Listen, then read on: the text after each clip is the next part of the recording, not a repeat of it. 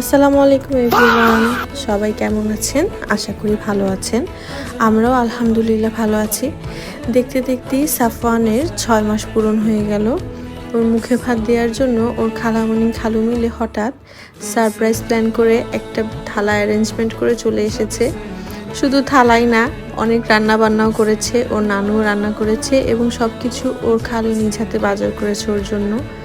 ওর ভাইরে এসেছে ওর মুখে ভাত দেওয়ার জন্য। আমার ছেলে তো খুব খুশি, আলহামদুলিল্লাহ।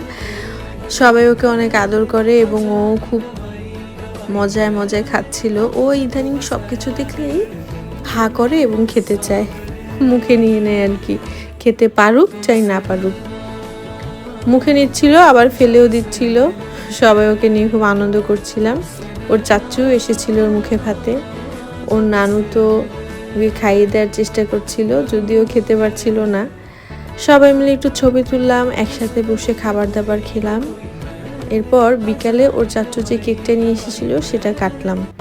এখন আমার ছেলে কেক দেখে ধরার জন্য দুষ্টুমি শুরু করে দিয়েছে। ওর নানু তাই ওর সামনে কেক কেটে দিল এবং সে তো মহা খুশি, আনন্দ করে খেলছে।